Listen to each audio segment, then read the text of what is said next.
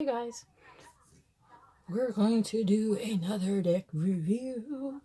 Welcome again to all that stopped through and enjoy uh, doing the deck review with me. I am new to this and I am still learning, so I don't have um, all that other stuff.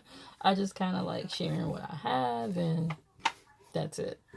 And hoping others can share theirs so I can learn about more decks and all that mayhem. Anyways, so this deck is one of my favorites.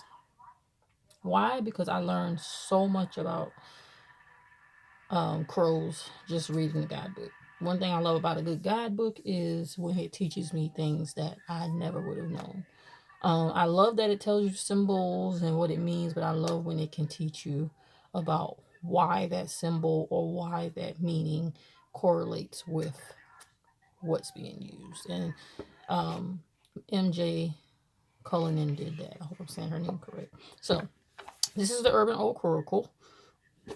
That did not come out right. Urban Crow Oracle. Sorry. I believe it is a 46 card deck. But I gotta know it's actually more than that. It is a 54 card deck. And then I also purchased the expansion. So this may go a little longer than normal. This is the inside of the box. Really cool box. I actually have it. I have my decks categorized.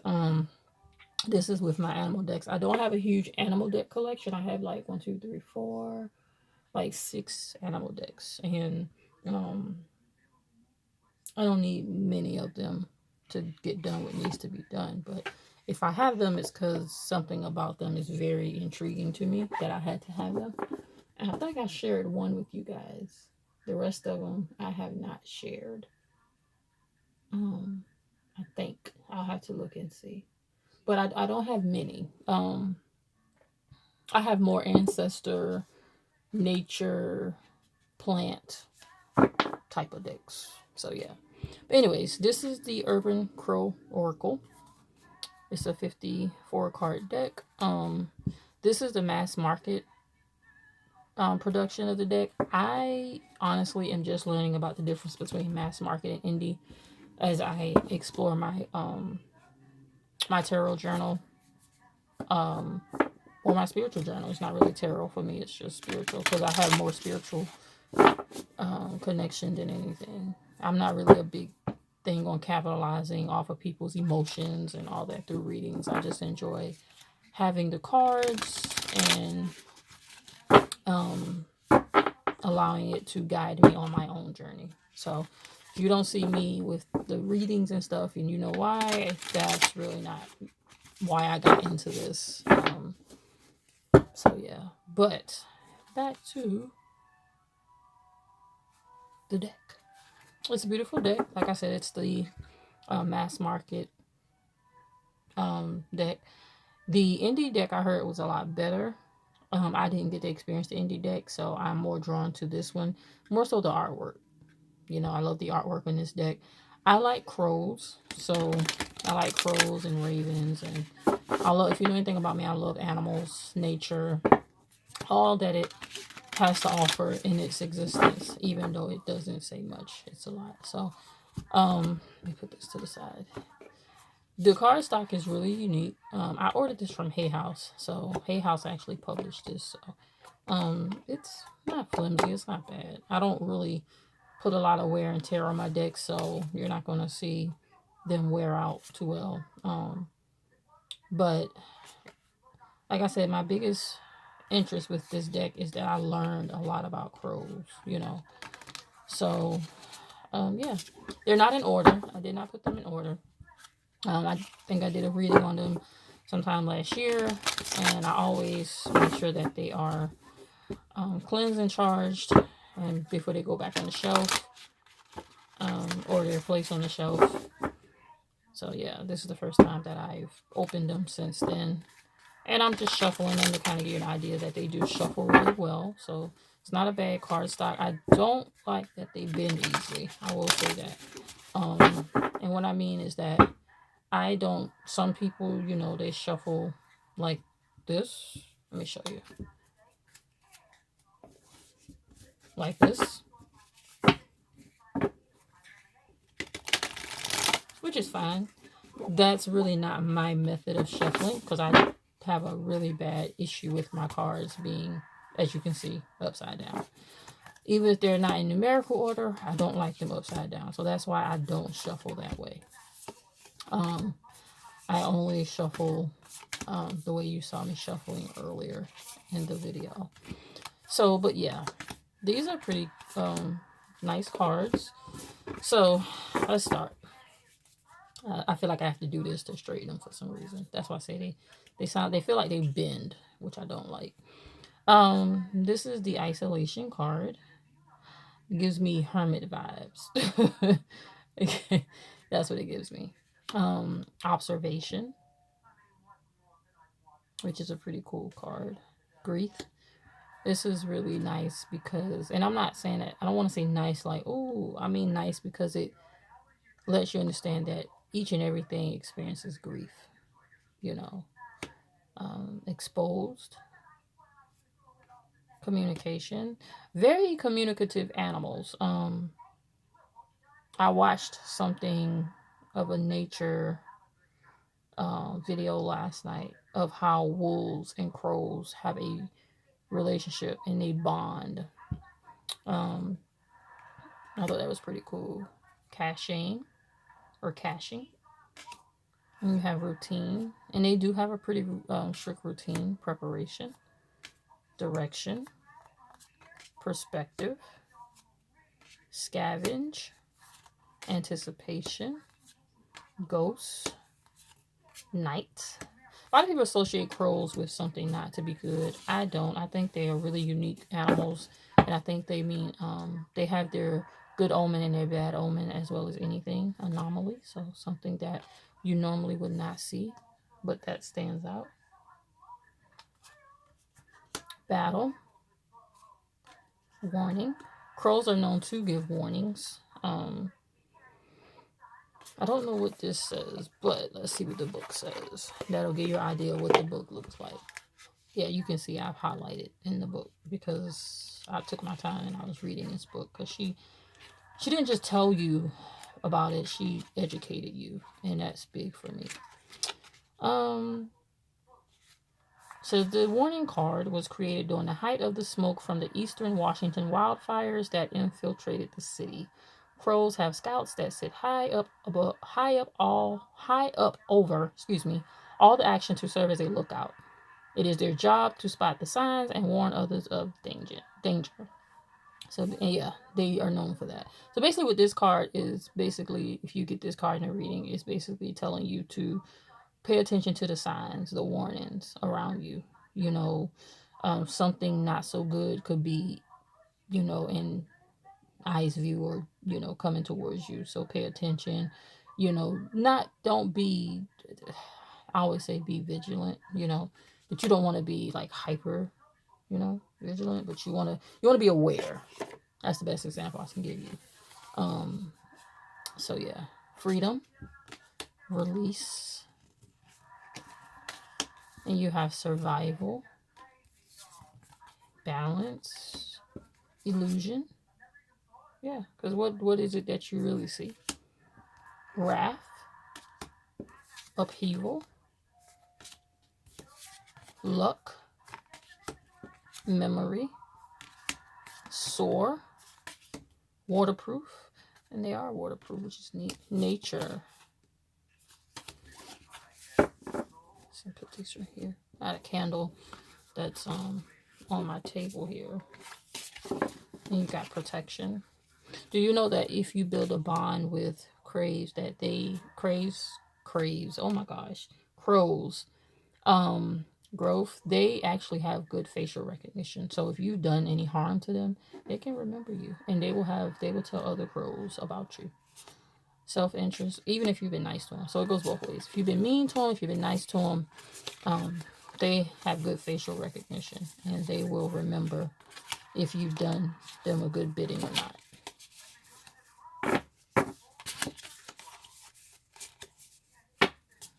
Distraction, bond. I like this card. Community. And I'm not going to go into what these cards mean. You know, they can mean whatever they mean for that person in that reading. But I like how she educated me as I read the guidebook, why she chose what she chose for this particular oracle with the crows. She studied crows. She had a relationship with them. You know, so you learned that about her. Mimicry, displacement, teamwork, insight, resistance, risk, distance, mischief. Yeah, they can be a little mischievous at times. Territory, and they do it for fun. To be honest with you, it's like how a way that they just, you know how kids do stuff. You're like, why do you do that? And to them, that's the fun thing. Yeah, crows do that. Territory, dominance, abundance, play. Yes, they do play. Curiosity, fear, gifts. This is the one thing that intrigued me about crows. They will bring you gifts if you feed them. If you build a relationship with them and you're nice to them, they will bring you gifts. That's your guys' barter system. Influence, commitment, and sacred space. So, as you saw earlier, they do shuffle nice. Um, yeah, I don't shuffle them any other way, you know. So, pretty cool cards. The guidebook is, and I keep mentioning the guidebook. If you know anything about me, risk, you know, let's see what it says. I'm a person for learning, and I love to learn. So some of these guidebooks don't teach you crap, but then there's the few that do. It says here, the clams on the rock presented an interesting opportunity for the daring crow. Despite the raging waves that threatened to pull the crow into the water, the bird held its position long enough to grab a piece of clam meat. You may need to assess if the reward is worth the risk, and if it is, now may be the time to take a chance on something you desire. Risk brings to your awareness an opportunity that others might forego out of fear. As a result, you may discover there is less competition, opening the door for you to succeed more easily. So if I was to pull this for myself, you know, I would have to journal it and come back to it because there's nothing that jumps out to me right at the moment. Um, and it may be once I think about it, but for the most part, you know, take a risk. It can be the best thing you've ever done. All right, and then we have the expansion deck. As you can see, again, yes, I read through the guidebook, small guidebook. Now, this is what her indie version looks like. A lot different from the mass production part. So, I ordered this from her website when I saw that she had it. Definitely a different feel for the cards. I actually enjoy the artwork better on these cards. Those are nice too, but because I know that the difference now between indie and mass market, excuse me, and the fact that there are differences in most cases, these cards do stand out. But this, I believe it's 24 cards, if I'm not mistaken. Let's look and see. So, maybe she doesn't tell me. I think it is. I ordered it not long after I ordered the first deck, but I did try to fit them in the box, and I don't like it, so I just keep them separately. You know, I might put them in one of my little boxes down here if it can fit. It might not though, because they're a little wider. But let's take a look at the cards for the most part. So there's a strength card, which I really feel is really beautiful with that sun. But if you look at the art on this card, it's a lot more vibrant than this card. This is shiny. This is more papery. You see, so I see why a lot of people would prefer indie deck versus the mass market, but I also understand why artists will go mass market. It takes a lot off their shoulders when it comes to fulfilling orders. The only thing is you kind of lose that one-on-one relationship, in my opinion. But this, I like the art in this. I love the details in this. This is fog injury. You know, if you nurse a injured crow to health, um, that they will. I think that they like. I forgot what they do. I don't want to guess it, but I believe that they feel like they are somewhat indebted to you. Let's see here.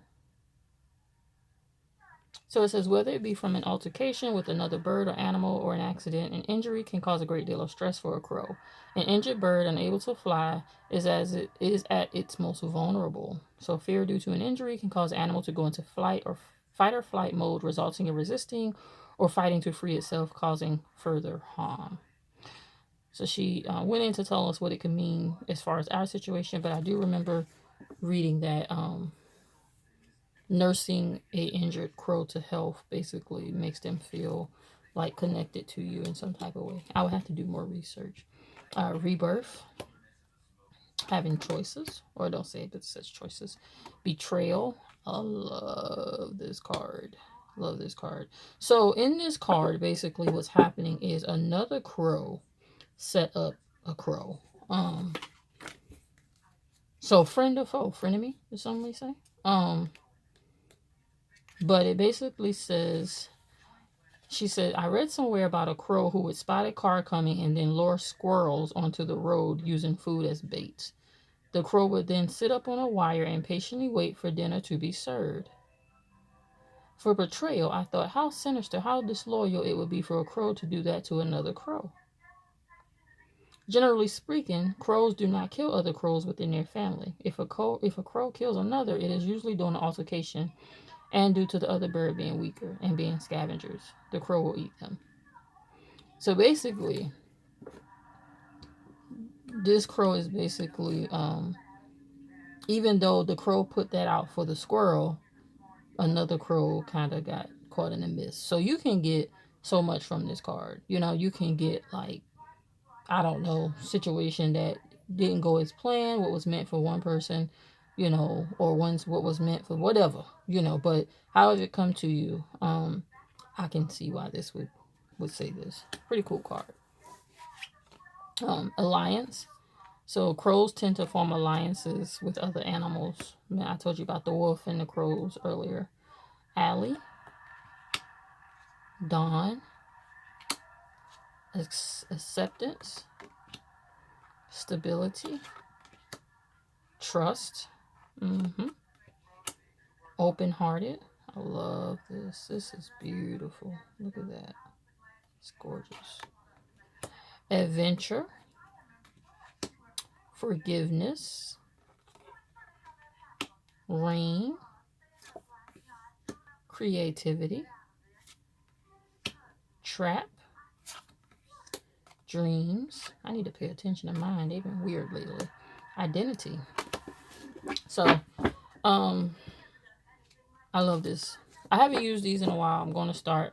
Like I said, I might start doing little blind whatever readings, just to kind of make more use of my cards. I'm really stingy with my cards. I don't know why I'm like that.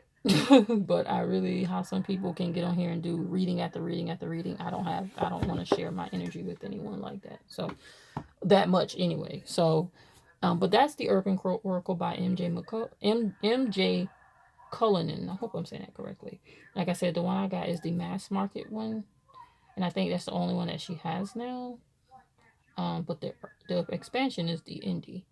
So if you're interested, I would say go for it. I like that deck. Really good deck. Love that you can learn as you are using the cards as well. Excuse my ashy hands. I don't care what you guys think. But yeah, thanks again for joining me for another deck review, and I hope to see you guys again soon. Peace.